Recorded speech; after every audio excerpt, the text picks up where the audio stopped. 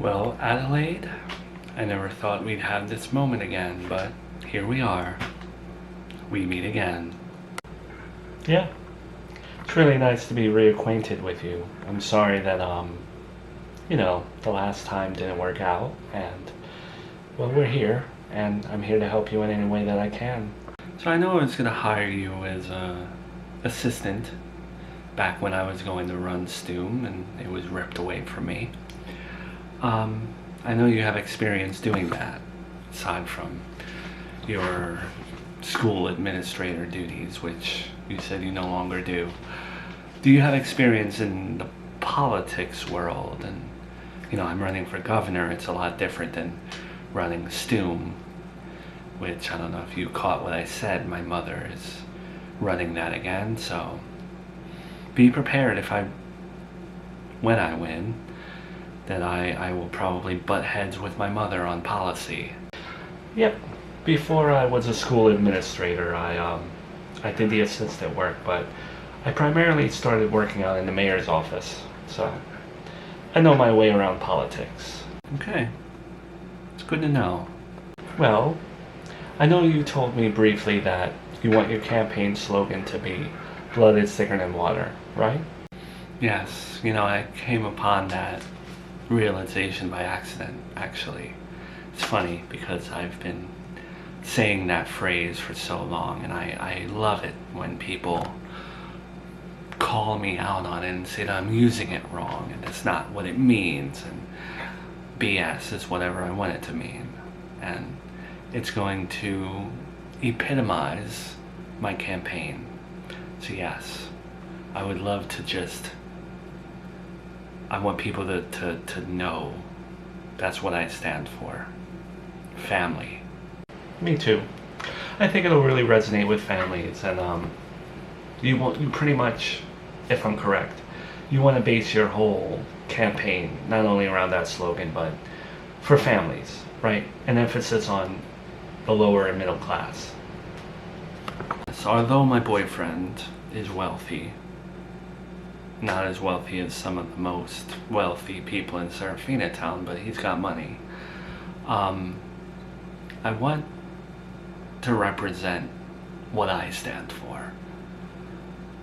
I want them to see me and what I've been through, and that I was a single mom raising 2 children, and I had to give one up, and the struggle that I went through. I know people can relate to it. And I know people in the lower class, the middle class, that's where I'm from. That's what I know. I was never on food stamps, although I'm going to do my best to not frown upon those that are. It's called growth. I'm glad to hear that. It's a real different tune than, I guess, what you were doing before with Stoom. I know you wanted to overhaul a lot of controversial laws, and I wouldn't say that. There are definitely still some things that I want to do that may be considered controversial. Okay. Could you maybe elaborate on what that might be? Because I just want to hitch my wagon to something that isn't going to get me in trouble. You know what I mean? Well, this is something my former daughter-in-law might actually enjoy. I think most women will enjoy this, even men. I don't want the cost of pregnancy to be a thing. If you are pregnant, your OBGYN should be free. Your delivery services should be free. And I know my mother tinkered with that idea and made promises about that at one point. She never followed through. I want to follow through, and I don't want to shy away from my disdain for my mom in that sense. I want to show people that I am the Riley that does things for real. So, all pregnancy services free. You have a positive pregnancy test and it is confirmed by your OBGYN, you don't have to pay a dime for your services. And we'll hash out what services are included, but still. Oh, I don't know why I didn't expect that. Okay, yeah. That, I mean, I guess the controversial part would be, would you want the taxpayers to fund that, or how would we fund that? I thought about this. There are things that are not needed in Serafina town, like unemployment. You should not be writing unemployment. There are people who are not looking for jobs. They should not be on it. Okay. I mean, don't you think unemployment is like a necessity? Well, I thought about that too. Okay. Now, unemployment in Serafina town is about 35 to 45% of your check. I don't exactly know the right percentage here in town. What we do is we take that money, we chop it in half, and we create side jobs here in Serafina town that the unemployed can do while they're searching for their job. Okay, clean the road, wash windows, be Serafina town taxi drivers for half of what we would have been paying on unemployment. Have them work while they're looking. We'll have an abundance of those jobs ready for the unemployed. You know what? These are things we can hash out once you start actually like campaigning. Maybe we don't say exactly how we're gonna fund cutting, the pregnancy cost of. I think we just need to explore. I don't know. We'll talk about that at a later stage. We don't need to talk about it now. Do you disagree? No, it's hard to explain. It's one thing to say let's cut out, the cost of pregnancy, but people aren't going to be happy when you take away their unemployment. We can keep some unemployment benefits, but I want the time frame to which you are allowed to be on that to be reduced. Don't let them sit around forever on our benefits. That's all. All right. I mean, look, I like how convicted you are.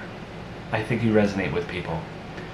I saw your speech in the Institute of Faith, and people were on their feet. I haven't seen that in a long time. So, I'm on board with you. I want to believe in you.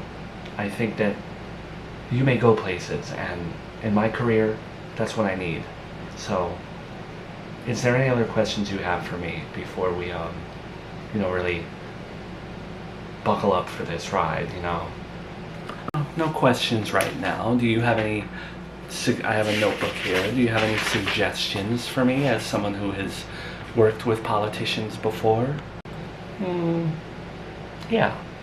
Obviously, try not to come off as bitter when you talk to people, like on the campaign trail. Try to exude like a strong positivity. Don't speak in negatives. I think as a mother and a ex-wife and all of the things you've been through, I think people want to see you as more like a superhero to them, to the middle class, to the lower class. Try not to be negative. That's all I'm saying. Do I come off as negative? I thought I was being rather positive right now. Hopeful, excited. No, I mean, sometimes. Just your delivery, your stoicism. It's been proven that smiling and, exuding an air of everything's going to be okay does well with voters. Okay, noted. What else? Have you thought about dyeing your hair? I know you've always been gray, but people may... I don't know. I don't think they would want to view you as someone who's older. Not that... I don't want to insult you, but most candidates go in looking youngish. I am insulted because I have some gray, but I want to keep realness. People have already seen me with gray hair. I'm not going to start campaigning and suddenly change. I want people to relate to my age. Not that 50 is old. Mid-50s. It's not old. Alright, that's no big. I really do look forward to working with you, Mel. As long as I can be honest with you and not hold back, I think this could be a good partnership. Me too. I look forward to winning.